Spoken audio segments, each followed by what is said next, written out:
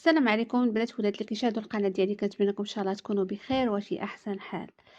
اليوم بغيت نشارك معكم واحد البخاخ، يعني الاسم ديالو توبيوزين. هذا دواء الاحمر، يعني كما كنا نقولوا في الاول دواء الاحمر. الاسم ديالو توبيوزين، هذا بخاخ ما فيش البارالين. وكما كاتبين هنا توبيوزين كمحلول منظف ومجفف في العناية البسيطة.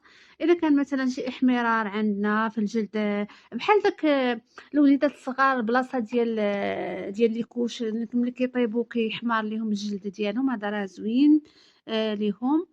وكذلك ال السُّرّة، يعني الوليدات اللي تيكونوا باقيين يلاه تزادوا، كنرشّوا ليهم على السُّرّة ديالهم هاد الدوا.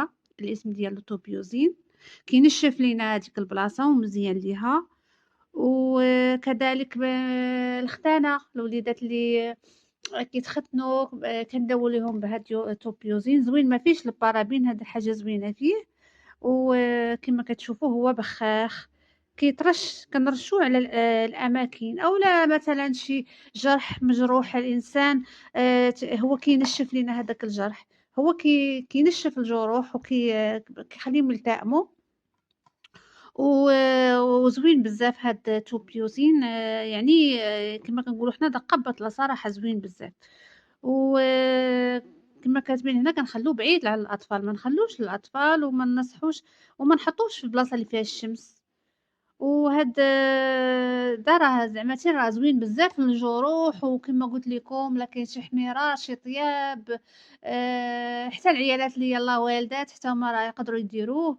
إلا كان الفتيح أولا الغراز يداووا به. كما قُلت لكم الختانة، الوليدات اللي تختنوا تيكونوا مساكن مجروحين، يعني كنداووا ليهم به باش كينشّف ليهم أي بلاصة فيها شي حميرار أو شي طياب، راه زوين ليها هاد التوبيوزين، يعني راه فعّال، فعّال جدًا. كيتواجد بالصيدليات، والثمن ديالو راه كيدير 30 درهم في الصيدلية كما كتشوفوا هنايا. راه فيه تبارك الله، راه شحال فيه هنايا،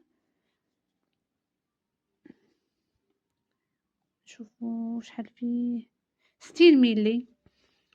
وكما قُلت لكم الختانة، السُّرّة بلاصة السُّرّة، الوليدات اللي كنقطعوا لهم المصرانة كينشّف لينا هاديك البلاصة مزيان ليها. الطياب تاع الوليدات في بلاصة الكوش، حتى السيدات اللي كيكونوا يلاه ولدوا